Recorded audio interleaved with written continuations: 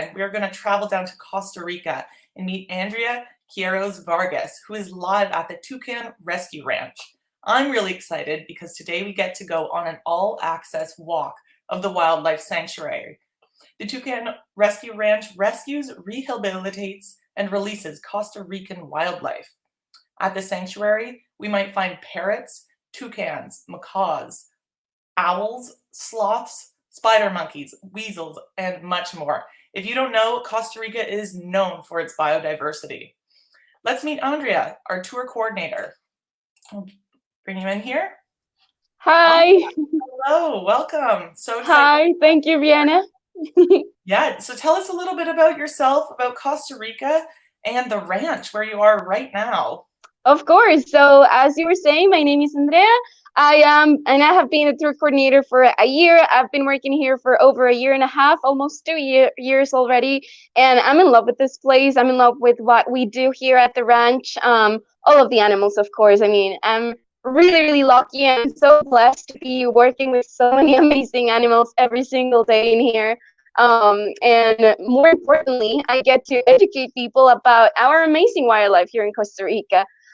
So myself, I am a manager of natural resources, and I've always been in love with animals. I've always wanted to be involved with working with animals. So this was a really good opportunity when I had the opportunity to join the team as a tour guide, and to keep on communicating people about our animals. And it's something that I really, really love doing. And so just to tell you a little bit more about the ranch, you already said mostly like our mission, rescuing, rehabilitating, and rewilding. So here at the ranch, we're actually divided into two. We have a rescue center and we have a sanctuary. So the rescuing, rehabilitating, and rewilding, it is done mostly on the rescue center side. And so every single animal that we receive, we try to give them that second chance so that they can go back into the wild. That's one of our main goals in here. And then if an animal, especially the ones that were kept as pets, or if they're really injured and cannot make it back into the wild, then those ones, they will stay here at the sanctuary with us, and we will try to, provide them a home for the rest of their lives in here, which is also really, really cool, because all of these animals, they basically become ambassador for their species. And so being a rescue center, rescuing so many animals that come from different situations, especially electrocutions with these guys, the sloths, and so many more. Actually, having the animals in here and having those animals that were rescued because of them, it is really, really important for people to know what can they do to help all of these animals in here. So I'm joined by Colin here, or he's drawing. We're going to get to meet Colin in just a second. You're going to see that he actually looks really, really just like this drawing here. So I'm going to take you guys first on the sanctuary side of the property. We're going to get to see some sloths, and I actually have a really wonderful surprise and a really cute surprise for the end. So I'm pretty sure that you all are going to love it. All of the sloths were awake a while ago, but it just takes a couple minutes and then they just go back into their buckets to sleep. But I still have some of those sloths in here, and so I'm gonna flip my camera here so I can show you guys our sloths. So right now I'm gonna show you our permanent resident sloths. This one over here, this one is Millie. She is really, really special to us because she was the first sloth we ever got to rescue. And so back in 2004, our amazing founder, Leslie, she started rescuing just toucans, parrots. She only had knowledge with birds.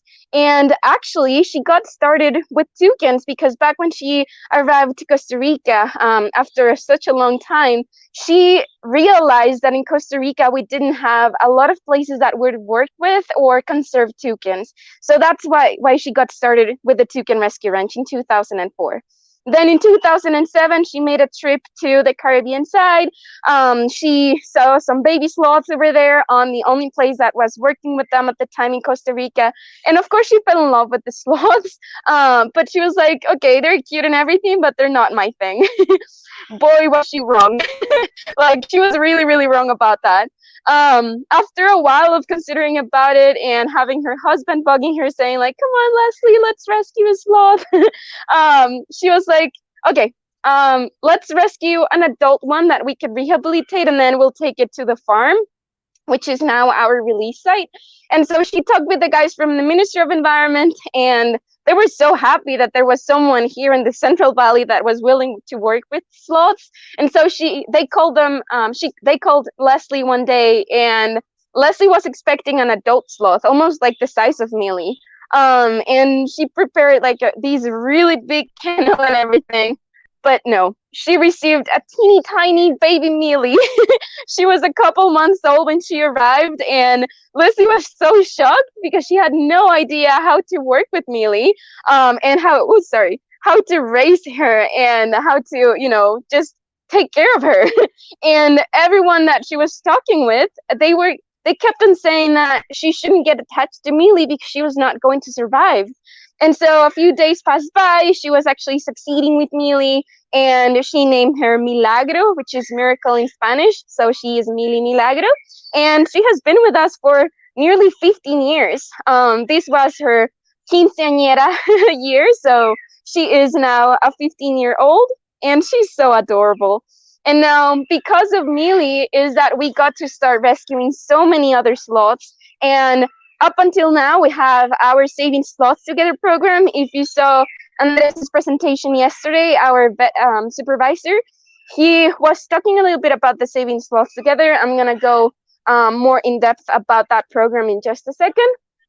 But if it wasn't because of Millie, we wouldn't have been able to, rescue so many babies right here. And so she's a really spoiled girl, I do have to say that. She loves her bucket and her blankets, and it is really fun because she will throw up a tantrum if she doesn't have her blankets, and she will not get to sleep. So it's actually quite fun to see that side of her personality. And of course, when we got to rescue Millie, we were told that it was not possible to hand raise baby sloths and then put them back into the wild. And again, boy, were they all wrong, because we have been able to rewild a lot of baby sloths. And so that's also a really, really exciting part of our program here. And so we have these permanent residents. We have Millie, we have Milo, who arrived just after Millie. So he is also one of the original ones. He's having a scratch over here. Then we have Georgie, who decided to sleep. He did not want to come out, but that's Georgie. He's always on really weird positions, sleeping on his bucket. It's really fun to see him sleeping. And we also have some other two permanent residents that they actually joined the Saving Sloths Together program. One of those was Stevie. Looks like she ate a flower from her nose, I can tell. And so Stevie and Latte, they joined the first two generations of the Saving Sloths Together program. And so basically with that program, we're trying to raise orphan baby sloths so we can take them back into the wild after they are adults and after they prove us that they can survive on their own. Sadly for both Stevie and Latte, it was not possible for them to go back into the wild, mainly because they did not have what it takes, to survive on their own. Stevie, for example, if she was not around people, she wouldn't eat.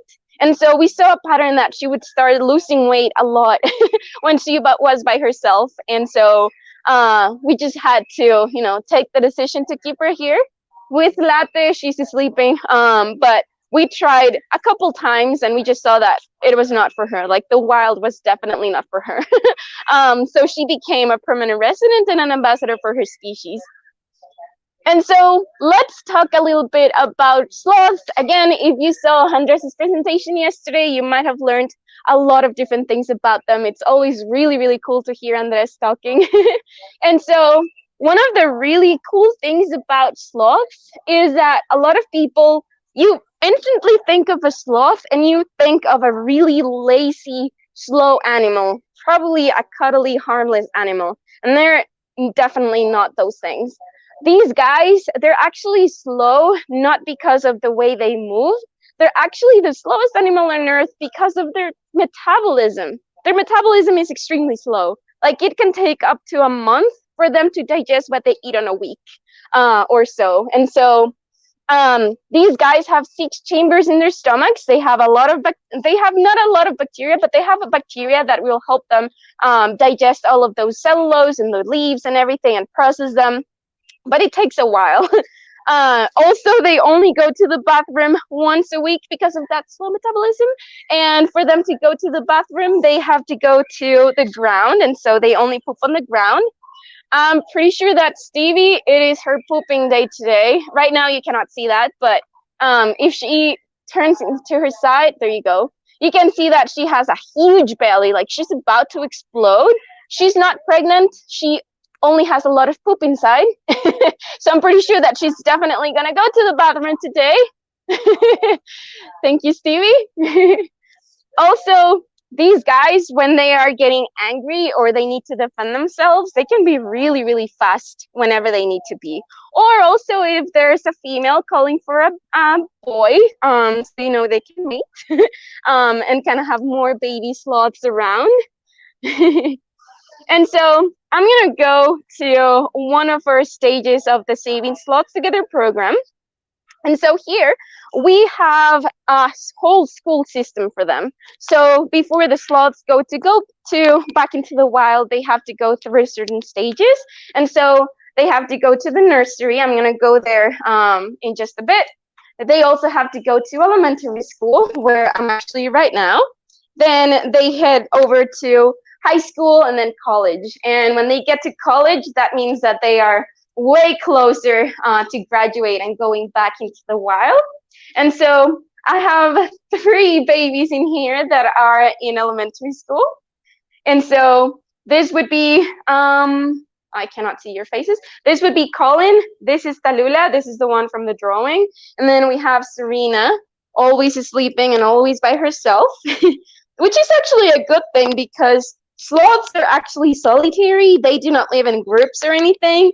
And ever since she got here, she's always been like independent on that sense, that she doesn't want to be with other babies. She actually fights a lot with the other babies if they don't respect her territory.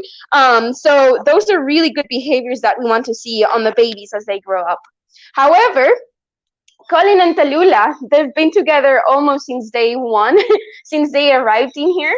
And so with the babies, we try to raise them together so they can learn from one another. It's easier for them to transition to a life in the wild as well. And then eventually they will start weaning themselves off of each other. And so they will get tired of being with each other and they will start fighting. So it's really fun to see all of that process. And so what means to be in elementary school for a baby sloth? Basically, they're here on this structure. Let me back up a little bit. And so this structure on our sloth house, you can see that this is all for them. And so they got a lot of branches and a lot of places where they can climb on. They also have lots of leaves. I actually interrupted the sloth intern while she was doing this. I'm gonna go with her with the surprise later. You're gonna see why I had to interrupt her. But these guys will always have lots of leaves available for them to eat whenever they want to eat.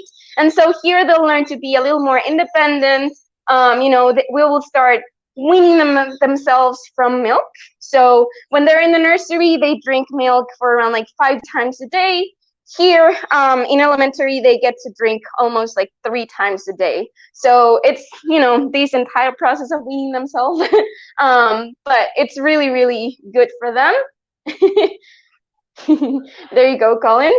And so I'm going to go now to the nursery so I can show you some other babies. And if both of them are awake, I can actually show you 2 3-finger sloth babies, and I can start talking about their differences.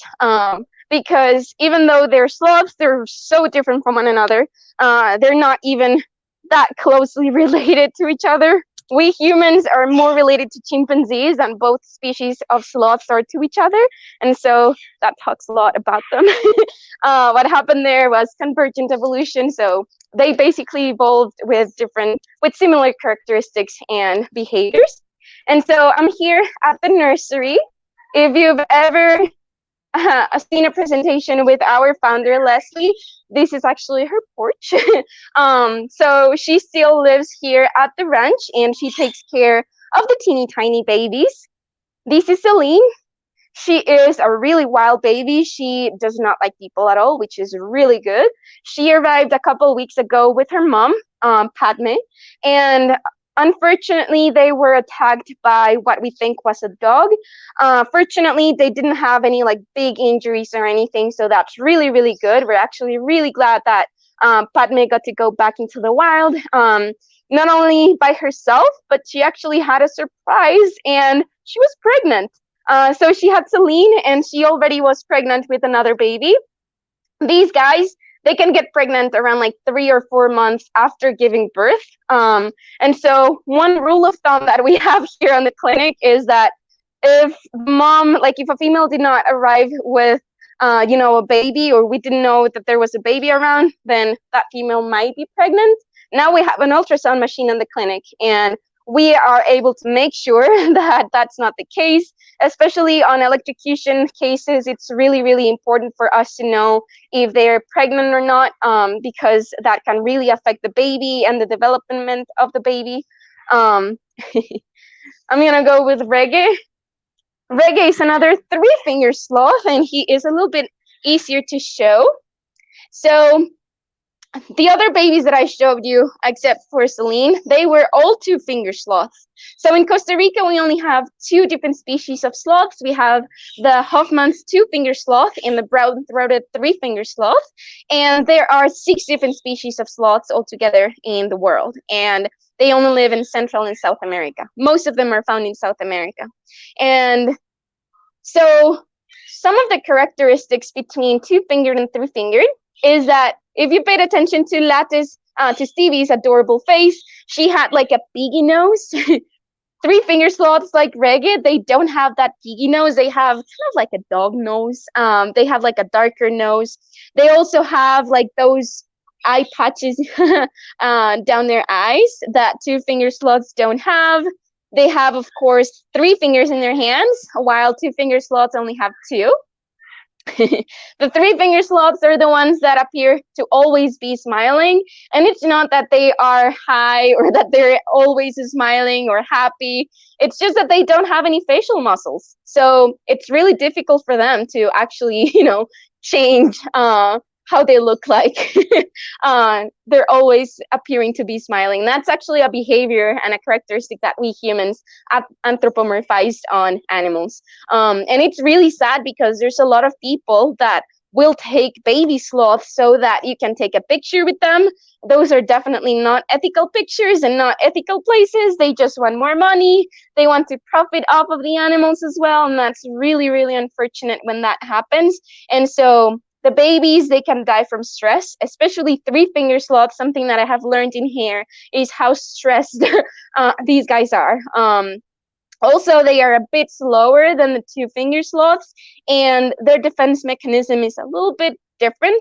These guys can definitely claw like a two-finger sloth, and they have a lot of strength to do that and really, really long claws.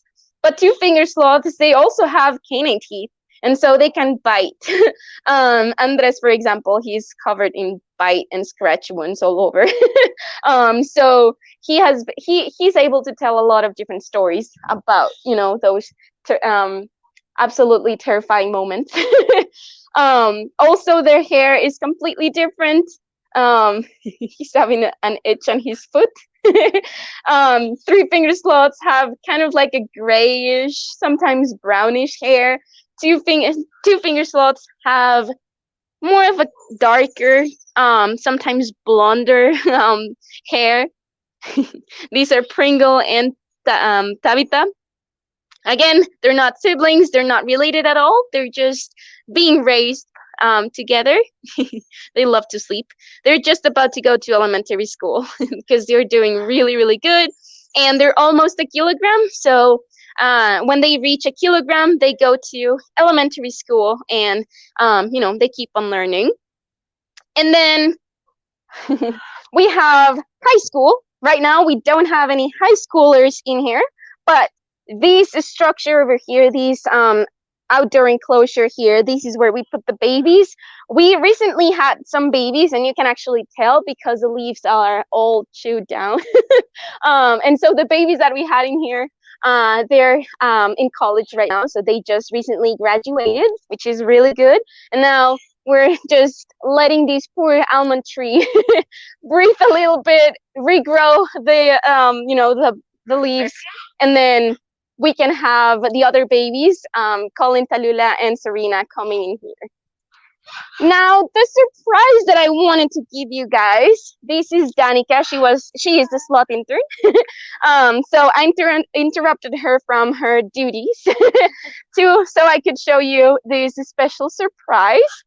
And so let's talk a little bit about, sloths and tamanduas, because they're somewhat related to each other.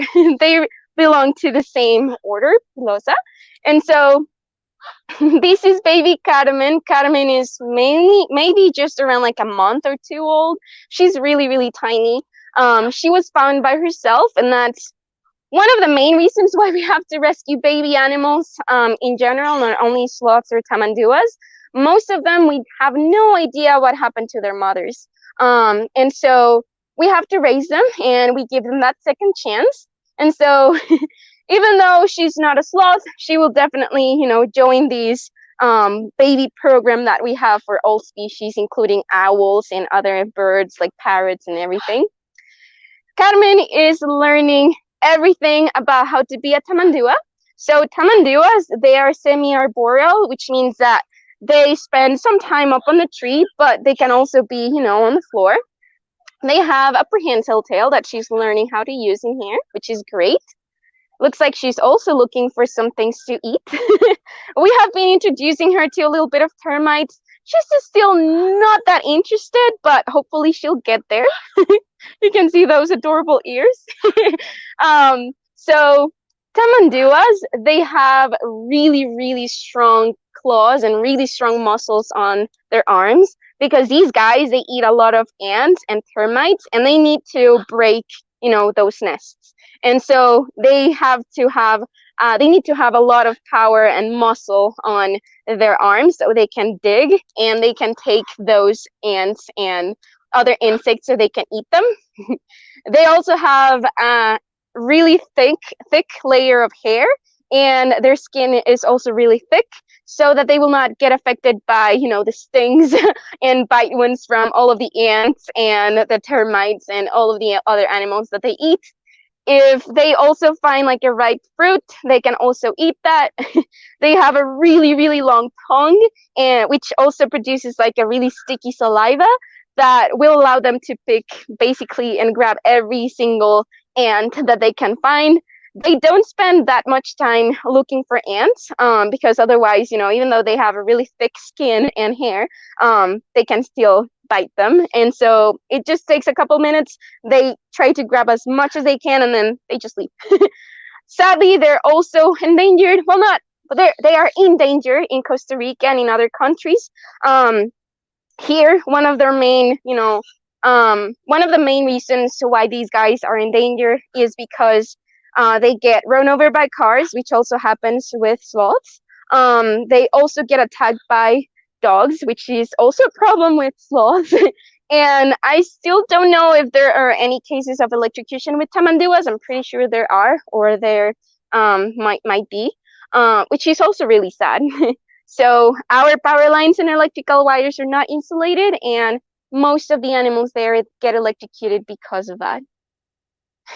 Wow, that is just incredible. I've never seen anything like it before. Thank you so much for sharing. Of course.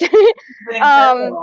I don't know if there are any questions or something else that maybe someone wants to know or you want to know. Yeah, we have time for a couple questions here. Okay. I'm going to start in the chat. How high do these sloths climb up? All the way to the top of the canopy? Yes, all the way to the top of the canopy. So the sloths, they do not regulate their body temperature as we do. They're poikilotherms.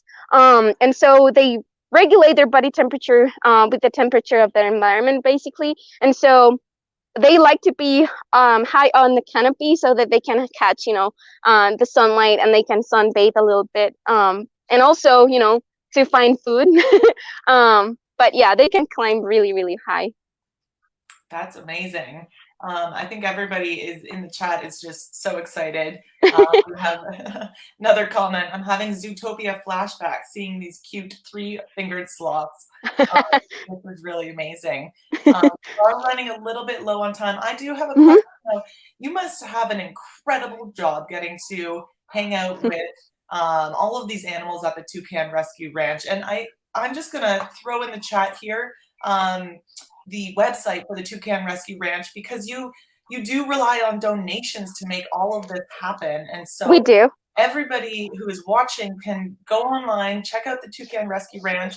And but my question, so while I'll leave this up while you answer it here, what is it like, the different personalities of these animals? Do you form relationships with certain animals? And so what are their personalities like?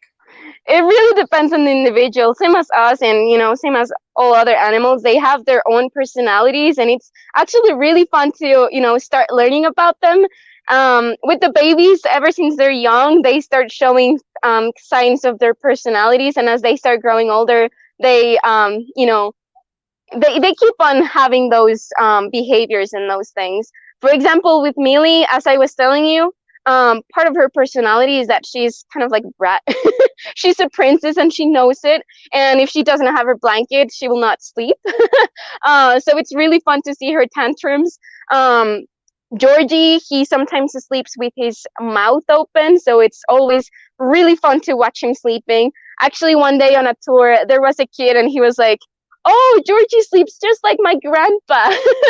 So everyone started laughing, and I always tell that story. So you definitely form relationships here with the animals. Of course, like, we get attached with the animals. It's really cool to see them growing, and then it's kind of bittersweet when we know it's time for them to go to the release site or when it's time for them to go to the wild. But it's always really exciting to know that, after such a long process, they got to go back.